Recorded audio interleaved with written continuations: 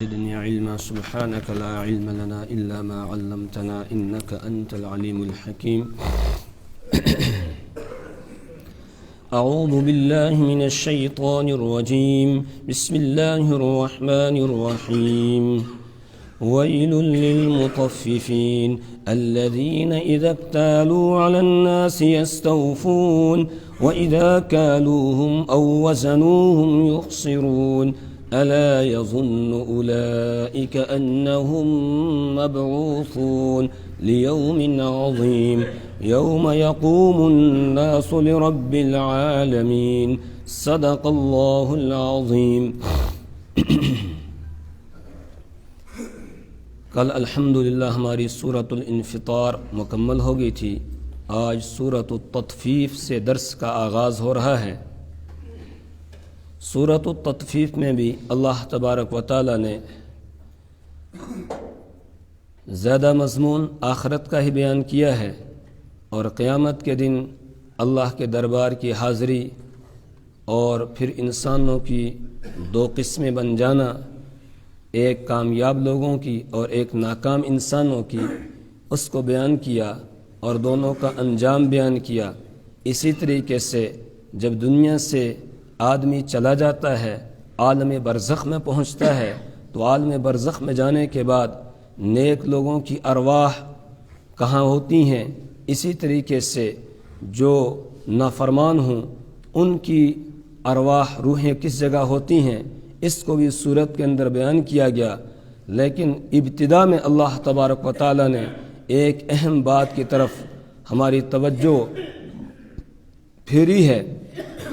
وہ یہ ہے کہ کاروبار، تجارت، لین دین، اسی طریقے سے حقوق العباد، اس کی اہمیت کو اجاگر کیا ہے. اس کی اہمیت کو اللہ تعالیٰ نے بیان فرمایا ہے کہ آدمی کو حقوق العباد میں کس طریقے سے دوسرے کے حقوق کو ادا کرنا چاہیے اور کتنا اس میں لحاظ رکھنا چاہیے. اس کو بیان کیا کہ کسی کے حق میں ذرا برابر بھی حق تلفی نہیں ہونی چاہیے. اگر آدمی حق تلفی کرے گا تو سمجھو اس نے اپنے آپ کو برباد کر دیا. ویل للمطففین، ویل بربادی ہے، خرابی ہے، ہلاکت ہے، تباہی ہے. للمطففین کمی کرنے والوں کے لیے، کمی کرنے والوں کے لیے. کون ہے کمی کرنے والے؟ الذین اذا اکتالوا علی الناس یستوفون. الذین جو لوگ اذا جب اکتالو ناپ کر لیتے ہیں، علی الناس لوگوں سے، یستوفون تو پورا پورا لیتے ہیں، برابر لیتے ہیں، اپنا حق ذرا بھی کسی کی طرف چھوڑتے نہیں ہیں. وَإِذَا كَالُوهُمْ أَوْ وَزَنُوهُمْ يُخْسِرُونَ اور جب کسی کے لیے ناپتے ہیں یا یہ کہ وزن کرتے ہیں، تولتے ہیں، یخسرون تو گھٹا دیتے ہیں. یعنی دوسروں سے اپنا حق تو پورا برابر وصول کرتے ہیں اور اپنا جو دوسروں کے حقوق اس کے ذمے ہوتے ہیں ان میں وہ کمی کرتے ہیں. دین اسلام ایک کامل اور مکمل مذہب ہے اور عالمگیر مذہب ہے، جس میں دنیا کے کسی بھی انسان کے لیے ایسا نہیں ہو سکتا ہے کہ اس کو زندگی میں کوئی حالت، کوئی موڑ، کوئی معاملہ پیش آ جائے اور دین اسلام اس میں اس کی رہنمائی نہ کر رہا ہو. نہیں، یہ دین اللہ نے کامل اور مکمل نازل فرمایا ہے، جس میں انسانی زندگی کے ایک ایک لمحے، دنیا میں آنے سے لے کر دنیا سے جانے تک کے جتنے احوال، جتنے حالات اسے زندگی میں پیش آ سکتے ہیں، ہر ایک میں رہنمائی کی گئی ہے. صرف دین نماز پڑھ لینا، روزہ رکھ لینا اور پھر زکوٰۃ ادا کر دینا یا حج اور عمرے کر لینا، اسی کا نام دین نہیں ہے. دین ایک ضابطۂ حیات ہے جو اللہ کی طرف سے ہمیں دیا گیا ہے. میں نے پہلے بھی کئی مرتبہ یہ بات عرض کی کہ دین کے علماء کرام نے 5 بڑے بڑے شعبے بیان کیے ہیں. سب سے پہلے نمبر پر ایمانیات، اس کے بعد پھر عبادات، پھر معاملات ہے، پھر معاشرت ہے، پھر اخلاقیات ہے. یہ 5 بڑے بڑے شعبے ہیں اور جو آدمی ان 5 شعبوں کو لے کر چلے گا وہ کامل اور مکمل مومن ہوگا اور کامل دیندار ہوگا. اور اگر صرف 1 یا 2 شعبوں کو اختیار کر لیے، جیسے کہ آج کل عام طور سے ہم صرف ایمانیات اور عبادات اس کو سمجھتے ہیں یہی دین ہے، اور معاملات چاہے ہم جیسے مرضی کریں، جس طرح چاہے کریں، کسی کو دھوکہ دے، کسی کا حق کھائیں، حلال حرام کی کوئی تمیز نہ کریں، اس میں اپنے آپ کو اگر ہم آزاد سمجھتے ہیں تو پھر ہم مومن نہیں ہیں، پھر ہم مومن نہیں ہو سکتے ہیں۔ مومن کے لیے ضروری ہے کہ جتنے شعبے ہیں ان تمام شعبوں کو اختیار کرے۔ اور دین اسلام میں اس کی اہمیت کو بیان کیا گیا، کاروبار کرنا، اسی طریقے سے تجارت کرنا، تجارت کو فروغ دینے کی اہمیت اور فضیلت کو بیان کیا گیا، بلکہ بہترین رزق قرآن پاک کے اندر مال کو خیر کے لفظ سے تعبیر کیا گیا کہ انہ لربہ لکنود وانہ علی ذلک لشہید وانہ لحب الخیر لشدید۔ انسان کے بارے میں بتایا گیا کہ اپنے رب کا بڑا ناشکرا ہے اور خود بھی مانتا ہے کہ میں رب کی ناشکری کر رہا ہوں۔ وَإِنَّهُ لِحُبِّ الْخَيْرِ لَشَدِيدٌ، وہ خیر سے یعنی مال سے بہت محبت کرنے والا ہے، تو مال کو خیر قرار دیا گیا۔ ایسا نہیں ہے کہ صرف اسلام جو ہے وہ فقر و فاقے کی دعوت دیتا ہو، نہیں، بلکہ اسلام یہ چاہتا ہے کہ مسلمان اچھے حالات میں ہوں، اچھی ان کی حالت ہو، معاشی حالت ان کی اچھی ہو، اقتصادی حالت ان کی اچھی ہو، اور اس کے لیے ترغیب دی گئی باقاعدہ، اس کو بیان کیا گیا۔ قرآن پاک اگر آپ اٹھا کر دیکھیں گے، جہاں بھی قرآن پاک نے حکم دیا ہے نماز کے ساتھ ساتھ زکوٰۃ ادا کرنے کا حکم دیا ہے۔ اقیموا الصلاۃ وآتوا الزکاۃ، نماز قائم کرو اور زکوٰۃ ادا کرو۔ کہیں پر بھی نہیں حکم دیا زکوٰۃ لو، بلکہ حکم کیا دیا؟ زکوٰۃ ادا کرو، بار بار حکم دیا ہے۔ تقریباً 32 مقامات ہیں قرآن پاک میں جہاں یہ حکم دیا زکوٰۃ ادا کرو۔ اب زکوٰۃ آدمی کب ادا کرے گا؟ جو فقیر ہوگا وہ کرے گا ادا، جی جس کے پاس مال ہوگا وہی تو زکوٰۃ ادا کرے گا۔ اس کا مطلب یہ ہے کہ قرآن ہم کو ترغیب دے رہا ہے کہ مسلمانوں کو اپنی معاشی حالت، اقتصادی حالت اچھی کرنی چاہیے تاکہ یہ زکوٰۃ ادا کرنے والے بنے، زکوٰۃ لینے والے نہیں، زکوٰۃ دینے والے بنے۔ اور حدیث میں رسول پاک صلی اللہ علیہ وسلم نے ارشاد فرمایا الید العلیا خیر من الید السفلی، اوپر والا ہاتھ نیچے والے ہاتھ سے بہتر ہے، دینے والا ہاتھ بہتر ہے کس سے؟ لینے والے ہاتھ سے۔ یہ ترغیب دی گئی۔ اس کے ساتھ ہی صحابہ کرام رضوان اللہ تعالی علیہم اجمعین کی اگر زندگیوں کو آپ اٹھا کر دیکھیں گے، ان کی حیات کو، تو سیدنا ابو بکر صدیق رضی اللہ تعالیٰ عنہ تجارت کر رہے ہیں۔ خود رحمت دو عالم صلی اللہ علیہ وسلم نے تجارتی سفر کیے باقاعدہ، نبوت کے ظہور اور اعلان سے پہلے بھی رسول پاک صلی اللہ علیہ وسلم بعثت سے پہلے آپ نے تجارتی سفر کیے ہیں۔ حضرت خدیجۃ الکبریٰ رضی اللہ تعالی عنہا کا سامان لے کر جاتے ہیں رسول پاک صلی اللہ علیہ وسلم، نکاح سے پہلے کی بات ہے، سامان لے کر جاتے ہیں اور پھر تجارت کرتے ہیں، تجارت کر کے واپس آتے ہیں، بڑا منافع لے کر آتے ہیں رسول پاک صلی اللہ علیہ وسلم۔ تو یہ سنت بھی ہے، تجارت کرنا یہ سنت بھی ہے۔ آج ہمارے لوگ ملازمت کی طرف، نوکریوں کی طرف دوڑتے ہیں اور یہ کاروبار کرنا ہم نے چھوڑ دیا ہے۔ اس لیے مارکیٹ کے اندر جتنی چیزیں ہم دیکھ رہے ہیں بس یہ دوسروں کے ہاتھوں کی بنی ہوئی ہے، نہ معلوم کس طرح، کس نے کیسے بنائی ہے۔ جانتے ہیں ہم؟ نہیں جانتے۔ کون کیسے بنا رہا ہے، کیا ڈال رہا ہے اس میں، کیا میٹیریل استعمال ہو رہا ہے، کچھ پتہ ہے؟ کچھ بھی پتہ نہیں ہے۔ ہر ایک چیز دوسروں کی ہمیں مل رہی ہے، اپنی ہم تیاری نہیں کرتے ہیں۔ ہمارے سرمایہ دار پتہ نہیں کیا کریں گے، سرمایہ کو ساتھ لے کر جائیں گے شاید، آج تک تو کوئی ساتھ لے کر گیا نہیں ہے۔ جن کو اللہ نے دیا ہے انہیں چاہیے وہ بڑی بڑی فیکٹریاں لگائیں، دوسرے کام کاروبار میں آگے بڑھنے کی کوشش کریں۔ ہر ایک چیز میں ہم آگے ہونے چاہیے۔ جتنی زندگی گزارنے کے لیے ہمیں اشیاء لگتی ہے، چیزیں لگتی ہیں، ان میں سب میں ہمیں آگے ہونا چاہیے، اور پھر دنیا والوں کو ہم تجارت کے ذریعہ سے اپنے دین کا تعارف کرائیں، تجارت کے ذریعے سے دین کا تعارف کرائیں۔ ہمارے بڑوں نے تجارت کے ذریعے سے دین کا تعارف کرایا ہے، جہاں وہ گئے انہوں نے تجارت کی، اور پھر اتنی امانت داری کے ساتھ، دیانت داری کے ساتھ انہوں نے تجارت کی کہ جس کے نتیجے میں لوگ اسلام کے اندر داخل ہونے لگ گئے۔ امام اعظم ابو حنیفہ علیہ الرحمہ، جن کا ہم نام لیتے ہیں، جن کے جو قرآن و حدیث سے نکالے ہوئے مسائل ہیں، ان مسائل کے مطابق ہم چلتے ہیں دین کے اعتبار سے، ان کی تقلید کرتے ہیں۔ امام اعظم ابو حنیفہ علیہ الرحمہ کی کتنے بڑے تاجر تھے، ان کے کپڑے کا کاروبار تھا، کپڑے کی تجارت تھی امام اعظم ابو حنیفہ علیہ الرحمہ کی، باوجود اس کے کہ دین کے کام میں لگے ہوئے ہیں، اور وہ اتنے مسائل انہوں نے، ایک روایت کے مطابق 60 لاکھ مسائل امام اعظم ابو حنیفہ علیہ الرحمہ نے اپنی نگرانی کے اندر مدون کرائے ہیں قرآن و حدیث سے۔ اتنا بڑا کام بھی کیا، لیکن اس کے ساتھ ساتھ تجارت بھی کرتے تھے، اور کتنی امانت داری کے ساتھ ان کی تجارت ہوتی تھی۔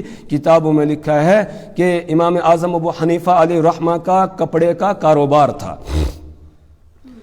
تو ایک سیل مین انہوں نے جو وہ ملازم ہوتا ہے دکان پر وہ رکھا ہوا تھا، اور اس کو بتا دیا تھا کہ اگر کسی کپڑے میں عیب ہو تو جو خریدار آئے گا اس کو بتا دینا اس کے اندر عیب ہے، بغیر بتائے ہوئے عیب والا کپڑا کسی کو مت بیچنا، کوئی دھوکہ نہیں ہونا چاہیے۔ اب ایک شام کا تجارتی قافلہ آیا، انہوں نے دیکھا کپڑے کی دکان ہے، تو گھس کے دکان میں، اور وہاں سے ایک آدمی نے ایک تھان کپڑے کا خرید لیا۔ اس تھان میں کوئی عیب تھا، کوئی کٹ وغیرہ لگا ہوا تھا، کوئی عیب تھا۔ وہ جو ملازم تھا وہ عیب بتانا بھول گیا۔ امام اعظم ابو حنیفہ علیہ الرحمہ شام کو جب آئے اور آ کر اس سے حساب مانگا تو کیا کیا بک گیا، اس نے بتایا جی فلاں فلاں کپڑا بک گیا۔ کہا اس میں تو ایک کپڑا جو عیب والا تھا وہ، کہا وہی تو وہ لے گیا۔ امام اعظم ابو حنیفہ علیہ الرحمہ نے اس سے پوچھا کہ آپ نے عیب کے بارے میں بتایا تھا؟ اس نے کہا کہ نہ مجھے بھول گیا۔ بس کہا تجارتی قافلہ کس طرف گیا ہے؟ اس نے بتایا اس طرف گیا ہے، سمت بتا دی۔ اسی وقت استبل میں گئے اور وہاں سے تیز رفتار گھوڑا کرائے پر لیا اور اس پر سوار ہوئے، اور گھوڑا دوڑاتے دوڑاتے جا کر اس قافلے کو پکڑ لیا۔ اس ملازم سے اس کا حلیہ وغیرہ کپڑے وغیرہ کے بارے میں پوچھ لیا تھا، وہاں جا کر اس کو پہچان لیا، اور پہچاننے کے بعد اس سے یہ کہا کہ آپ نے کوفہ سے کوئی کپڑا خریدا ہے؟ کوفہ کی مارکیٹ سے؟ اس نے کہا جی ہاں میں نے کپڑا خریدا ہے، لیکن میں تو پیسے دے کر آیا۔ اس نے سوچا شاید یہ قیمت وصول کرنے کے لیے، کہا نہیں پیسے تو میں دے کر آیا۔ امام صاحب نے فرمایا کہ میں پیسوں کی بات نہیں کر رہا ہوں، جو کپڑا آپ وہاں سے لے کر آئے ہیں اس میں کوئی عیب ہے، اور میرا ملازم وہ عیب بتانا بھول گیا تھا، تو میں نے سوچا کہیں آپ کے ساتھ دھوکہ ہو جائے، اس لیے میں آیا ہوں آپ کے پاس۔ ہمارا دین اور ہمارا اسلام ہم کو یہ تعلیم دیتا ہے، اس لیے میں آیا ہوں، اس کپڑے میں عیب ہے۔ پھر کتابوں میں لکھا ہے جب اس نے دیکھا کپڑا کھول کر اس میں عیب تھا، تو اب وہ کہنے لگا کہ جب آپ کا دین اتنی امانت داری اور دیانت داری کی تعلیم دیتا ہے تو پھر سنو، جو روپے اور پیسے میں دے کر آیا تھا وہ بھی کھوٹے ہیں، جو پیسے میں قیمت دے کر آیا تھا وہ کھوٹے ہیں، وہ مجھے دے دو۔ وہ واپس لیے اور ادھر سے پھر اس نے جو اصلی روپے تھے وہ والے دے دیے۔ اس وقت سونے چاندی کے سکے چلتے تھے، تو جو اصلی والے تھے کھرے روپے تھے وہ اس نے نکال کر دیے۔ تو اس طرح ہمارے بزرگوں نے بڑوں نے تعارف کرایا تجارت کے ذریعہ سے۔ آج مسلمان کاروبار سے بھاگتا ہے، کاروبار سے دور رہنا چاہتا ہے اور عیش و عشرت کی زندگی بسر کرنا چاہتا ہے، اور جو طریقے بتائے گئے تھے تجارت کے ان طریقوں کو چھوڑ دیا، جو کمائی کے ذرائع بتائے تھے ان کو چھوڑ دیا۔ اب بتائیے کون سا ہمارا یہاں پر آس پاس میں دیکھیں کوئی اسکول ہے ہمارا جہاں ہم اپنے طریقے سے اچھے طریقے سے بچوں کو بہترین تعلیم دیتے ہوں؟ ہے جی؟ کوئی ہاسپٹل اپنا ہے جہاں ہم صحیح طور پر علاج کرا سکتے ہوں؟ ہے کوئی ہاسپٹل؟ اور خاص طور سے زچگی ہاسپٹل، مستشفى الولادہ، یعنی جہاں بچوں کی ولادت ہوتی ہے، ایسا ہاسپٹل ہے کوئی؟ میرے استاذ محترم حضرت مفتی صاحب رحمۃ اللہ علیہ، اللہ ان کو جنت نصیب کرے، اللہ ان کے درجات کو بلند فرمائے، اس ارمان کو لے کر گئے۔ حضرت کتنے تڑپتے تھے اس کے لیے کہ کوئی صاحب تیار ہو جائیں اور کوئی لیڈیز کے لیے کوئی ہاسپٹل بنا لیں۔ خاص طور سے جب بچے کی ولادت کا مسئلہ ہوتا ہے، اس وقت ہماری بیٹیاں، ہماری بہنیں، ہماری مائیں جب ہاسپٹل میں جاتی ہیں اور وہاں پر ان کو کس طرح بے شرمی اور بے حیائی کا سامنا کرنا پڑتا ہے۔ مرد ہوتے ہیں وہاں، وہی اس وقت آتے ہیں سامنے ڈاکٹر حضرات، تو اس وقت ایک باحیا ہماری بہن اور ہماری بیٹی مر کے جیتی ہے، یعنی کتنی مرتبہ مرتی ہے، کتنی مرتبہ کڑوے گھونٹ پیتی ہے کہ آپ اس کو ستر کھولنا پڑ رہا ہے غیر محرم کے سامنے، مرد کے سامنے اس کو ستر اپنا کھولنا پڑ رہا ہوتا ہے۔ یہ حالات ہیں، لیکن ہمارے سرمایہ دار خاموش بیٹھے ہیں، کوئی اس کے لیے تیار نہیں ہے۔ کیا کل قیامت کے دن ہمیں اس کا جواب نہیں دینا پڑے گا؟ جی، اسلام ایک نظام زندگی کا نام ہے، ایک تہذیب و تمدن کا نام ہے پورے طور پر۔ اس لیے اسلام ہمیں تعلیم دیتا ہے، یہ سارے ہر ایک میدان میں مسلمان کو آگے ہونا چاہیے، اور ہر میدان میں جو کام ہے وہ شریعت کے اصولوں کے مطابق ہونا چاہیے۔ جو شریعت نے اصول وضع کیے ہیں، یہ کتاب البیوع تجارت، خرید و فروخت، اس کے لیے برابر احادیث کی کتابوں کے اندر ایک باب باندھا جاتا ہے، اور رسول پاک صلی اللہ علیہ وسلم نے اس میں باقاعدہ رہنمائی فرمائی ہے۔ قرآن نے رہنمائی فرمائی، احل اللہ البیع وحرم الربا، قرآن نے بے کو، خرید و فروخت کو، تجارت کو حلال قرار دیا ہے اور ربا اور سود کو حرام قرار دیا ہے۔ اب ہم سود کھانے کے لیے دوڑتے ہیں اور جو تجارت کا جو ایک جائز طریقہ، حلال طریقہ رکھا تھا اس کو چھوڑ دیتے ہیں، اس کو اختیار نہیں کرتے ہیں۔ بینک میں پیسے ڈال دیں گے، ہاں جی وہاں سے اتنے بڑھ کر مل جائیں گے، سود ملے گا، اس کو پھر کھا رہے ہیں مزے لے کر، اور کچھ نہیں سوچ رہے ہیں کہ مرنا بھی ہے۔ سود خور کے لیے اللہ کی طرف سے اعلان جنگ ہے، یا ایھا الذین آمنوا اتقوا اللہ، اے ایمان والو اللہ سے ڈرو اور سود کو چھوڑ دو، ورنہ فأذنوا بحرب من اللہ ورسولہ، اگر تم ایسا نہیں کرو گے تو پھر اللہ اور اس کے رسول سے جنگ کرنے کے لیے اعلان کیا جاتا ہے، تیار ہو جاؤ۔ تو ادھر جائیں گے، سودی کاروبار اس طرح کی چیزیں وہ اختیار کریں گے، لیکن جو جائز طریقے رکھے ہیں ان کو اختیار نہیں کریں گے۔ رسول پاک صلی اللہ علیہ وسلم باقاعدہ اس میں تعلیم دی، اور آپ بازاروں میں جاتے تھے اور جا کر بازار والوں کو بتاتے تھے اس طریقے سے تجارت کرو۔ ایک موقع پر حدیث کی کتابوں میں ایک روایت آتی ہے کہ ایک موقع پر رسول پاک صلی اللہ علیہ وسلم بازار میں تشریف لے گئے، دیکھا ماشاءاللہ سب لوگ تجارت کرنے میں لگے ہوئے ہیں، ایک آپ نے دیکھا غلے کا بڑا ڈھیر لگا ہوا ہے، آپ بڑے خوش ہو گئے کہ اس نے یہ خرید و فروخت کر رہا ہے، یہ تجارت کا معاملہ کر رہا ہے۔ تب تک جبرائیل علیہ السلام نے آ کر بتایا کہ ذرا اس میں ہاتھ ڈال کر دیکھیے۔ آپ صلی اللہ علیہ وسلم نے اس میں اوپر اس نے سوکھا سوکھا رکھا تھا، اندر سے گلا تھا، آپ نے ہاتھ ڈال کر دیکھا تو اندر سے گلا نکلا۔ آپ نے فرمایا یہ کیا؟ اس نے کہا اصابتہ السما، کہا اس کو بارش پہنچ گئی، بارش کی وجہ سے ہی گلا ہو گیا۔ آپ نے فرمایا من غشنا فلیس منا، جو دھوکہ دے وہ ہم میں سے نہیں ہے۔ یہ دھوکہ ہے، اوپر آپ نے ٹھیک ٹھیک رکھا ہے اور اندر سے خراب رکھا ہوا ہے کہ کوئی پورے غلے کا سودا کرے گا تو سارا اٹھا کر اس کو دے دیں گے، بھیج دیں گے، تو دھوکہ ہو جائے گا۔ دھوکہ دہی سے، فریب سے منع کیا گیا۔ اس لیے اسلام ہماری رہنمائی کرتا ہے ایک ایک کام میں، اور دنیا کے جتنے بھی ہمارے زندگی گزارنے کے لیے جتنی چیزیں ہمیں ضرورت میں لگتی ہیں ان تمام چیزوں میں ہمیں آگے ہونا چاہیے۔ آج دیکھ رہے ہیں غیر ترقی کرتے جا رہے ہیں اس معاملے میں، ساری چیزیں کوئی امریکہ کی بنی ہوئی، کوئی جو ہے وہ چائنا کی، کوئی کہیں کی، کوئی کہیں کی بنی ہوئی ہے، کوئی کسی نے بنائی ہے، اور اپنا ہمارا کچھ بھی نہیں ہے۔ ہاتھ پہ ہاتھ رکھ کر بیٹھے ہوئے ہیں اور وہ دوسری چیزیں استعمال کر رہے ہیں، اور سارا نفع اور منافع انہی کو پہنچ رہا ہے، اور پھر اس کو وہ اسلام کے خلاف استعمال کرتے ہیں۔ تو ہم خود ہی اسلام کو ڈھانے میں لگے ہوئے ہیں، کوئی دوسرا نہیں لگا ہوا ہے۔ زیادہ تر جتنی بڑی بڑی کمپنیاں اس وقت ہیں، اگر آپ اس کا اندازہ لگائیں گے تو وہ سب کی سب جو ہے وہ زیادہ تر اس میں یہودیوں کے پاس ہے، اور اس وقت یہودی ہی پوری دنیا کے اندر وہ سب کو مٹانے میں لگے ہوئے ہیں۔ ان کے پاس بڑی بڑی کمپنیاں جو بھی ہیں وہ سب ان کی ہے، یہودیوں کی، عیسائیوں کی، اور دوسرے جتنے بھی ہیں مذاہب والے ان کے پاس ہے۔ مسلمانوں کے پاس کیا ہے؟ کچھ بھی نہیں ہے، اپنا ہم کچھ کر ہی نہیں رہے ہیں، حالانکہ اسلام نے ہمیں اس کی ترغیب دی تھی اور یہ کام کرنے کے لیے، اور رسول پاک صلی اللہ علیہ وسلم عملی طور پر کر کے دکھایا۔ جس کام کو آپ نے عملی طور پر کیا وہ تو سنت ہوا نا، تو ہم نے اس سنت کو بھی کیا کیا ہے؟ چھوڑ دیا ہے۔ اس لیے میرے ایمانی بھائیو، قرآن کی آیت ہمیں متنبع اس طرف متوجہ کر رہی ہے، اور یہ بتا رہی ہے، اس بات کی ترغیب دے رہی ہے کہ مسلمان کو ہر میدان میں آگے آنا ہے، اور شریعت کے جو اصول ہیں ان اصولوں کے مطابق آگے آنا ہے۔ اور پھر ہمارا ایک حساب یہ بھی ہے، اگر کوئی بیچارہ مسلمان اٹھتا ہے، کوئی کاروبار شروع کرتا ہے، وہ چاہے کتنا ہی صاف ستھرا کام کر رہا ہو، لیکن ہم اس سے مطمئن نہیں ہوتے ہیں، دوسری طرف دوڑتے ہیں، اس سے خریدتے ہی نہیں ہیں۔ اس کی کمپنی ہے، فیکٹری ہے، اس سے نہیں لیں گے، دوسری جو ہوں گی ان کے اوپر ہمیں زیادہ اعتماد ہوتا ہے، ادھر جائیں گے لینے کے لیے، اور اپنے مسلمان بھائی کے اوپر اعتماد بھی نہیں کرتے ہیں۔ دوسروں کی چیزیں ہمیں اچھی لگتی ہیں اور اپنی بنائی ہوئی چیزیں اچھی نہیں لگتی ہیں۔ تو ان ساری باتوں کا ہمیں خیال رکھنا چاہیے کہ ہم جو کر رہے ہیں، کیا کر رہے ہیں، کہیں ایسا تو نہیں جو کام ہم کر رہے ہیں اس سے ہمیں اور اسلام کو، مسلمانوں کو اور اسلام کو نقصان پہنچ رہا ہو۔ ہر میدان میں مسلمان کو آگے آنا چاہیے۔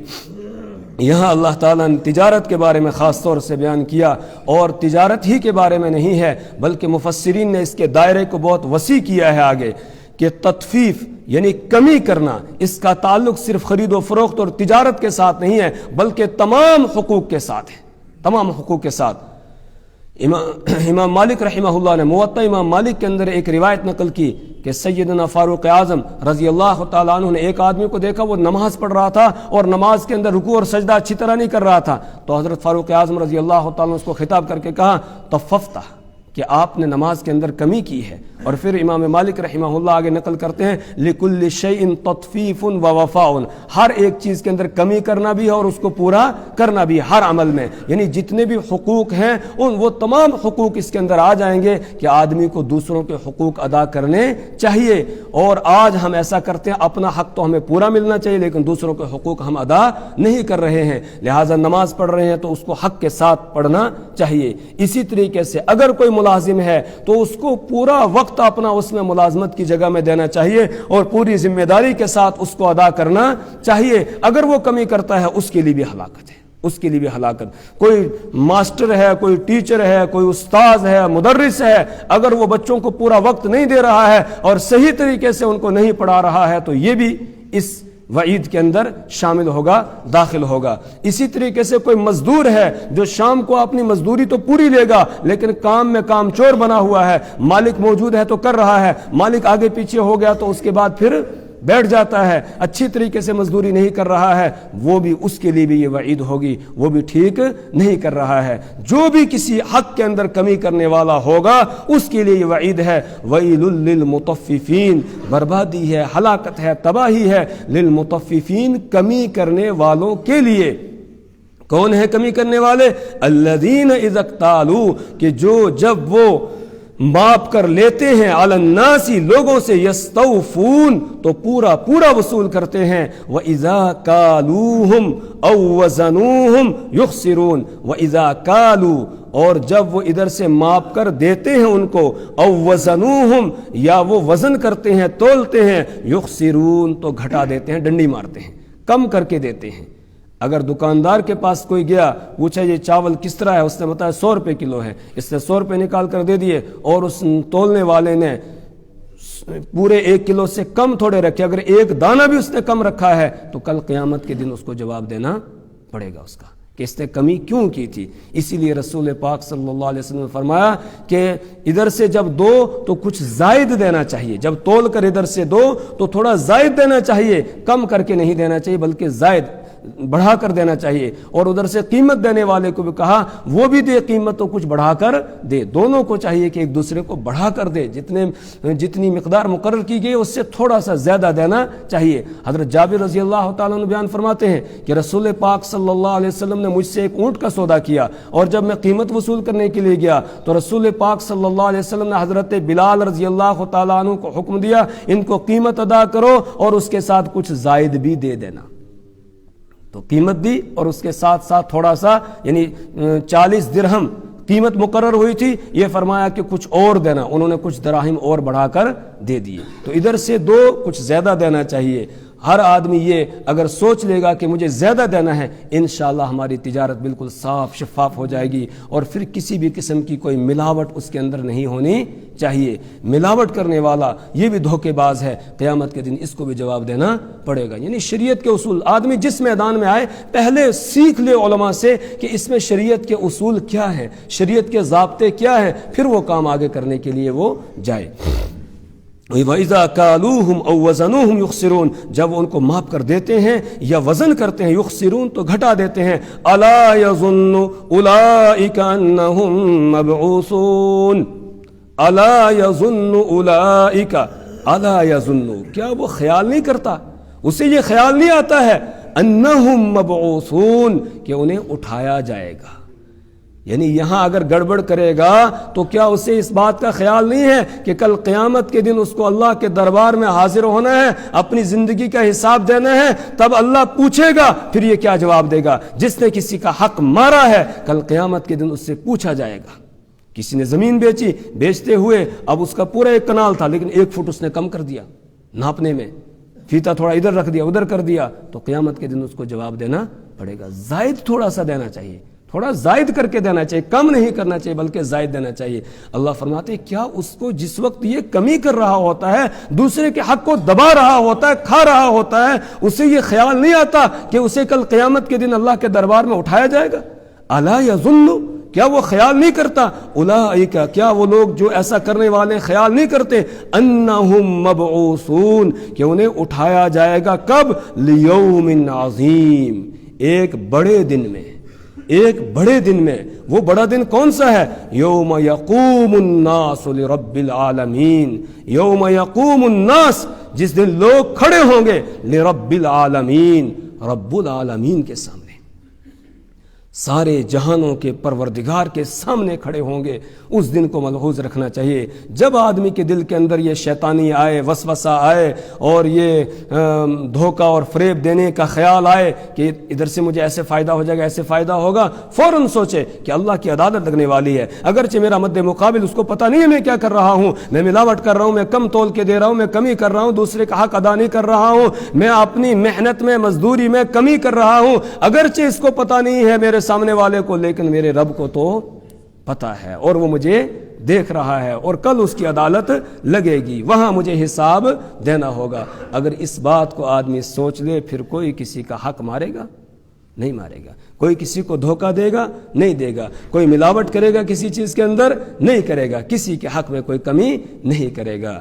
یہ اسلام کا ایک حسن ہے کہ ہمیں آخرت سے ڈراتا ہے، اور ڈرا ڈرا کر یہاں دنیا کے ہمارے جو کام ہیں ان کو سدھارنے اور سنوارنے کے لیے ہمیں کہتا ہے۔ اس لیے میرے ایمانی بھائیوں، ان آیات کا سبق اور درس ہمارے لیے یہ ہے کہ ہم دوسروں کے حقوق پورے طور پر ادا کریں، کسی کے حق میں کوئی کمی نہ کریں، اور اپنے حقوق کو معاف کریں۔ ہمارے جو دوسروں کے ذمہ حق ہوں ان کو معاف کریں، اور ان کے حقوق جو دوسروں کے ہمارے ذمہ ہوتے ہیں ان کو ہم پورے طور پر ادا کریں۔ انشاءاللہ قیامت کے دن اللہ تعالی ہمیں کامیاب فرما دیں گے۔ اللہ کا حق ہو، بندوں کا حق ہو، سارے پورے طور پر ادا کرنے کی کوشش کریں۔ اللہ مجھے بھی توفیق عطا فرمائے، آپ کو بھی توفیق عطا فرمائے، تمام ایمان والوں کو اللہ تبارک و تعالی ایک دوسرے کے حقوق ادا کرنے کی توفیق عطا فرمائے، اور حق تلفی کرنے سے اللہ ہماری نسلوں کی حفاظت فرمائے۔ سبحان اللہ و بحمدہ، سبحانک اللہم و بحمدک، ونشہد ان لا الہ الا انت ونستغفرک ونتوب الیک۔ ایک اعلان سماعت فرما لیں۔ آج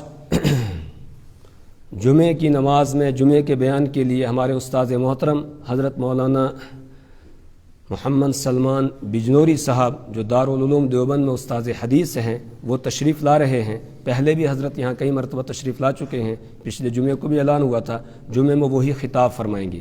اس لیے ایک تو آپ حضرات سے درخواست ہے کہ جلدی پہنچنے کی کوشش کریں، اور دوسرے نمبر پر یہ ہے کہ جمعے کی نماز صرف آج کے لیے ہم 1:45 بجے پڑھیں گے۔ کیوں؟ اس لیے کہ 12:43 پر تو ٹائم ہی شروع ہو رہا ہے، اذان ہوگی، اذان کے بعد پھر حضرت کا بیان ہوا، اتنی دور سے تشریف لا رہے ہیں، اگر ہم فائدہ نہ اٹھائیں تو پھر یہ ہماری بدقسمتی ہوگی۔ اس لیے تھوڑا سا آج کے دن ٹائم ہم بڑھا لیں گے، آج 1:45 بجے جمعہ پڑھیں گے، اور ہم جلدی پہنچنے کی کوشش کریں گے۔ جو ہمارے دوست و احباب ہیں ان کو بھی ہم یہ میسج پہنچا دیں گے انشاءاللہ۔ اللہ ہمیں عمل کی توفیق عطا فرمائے۔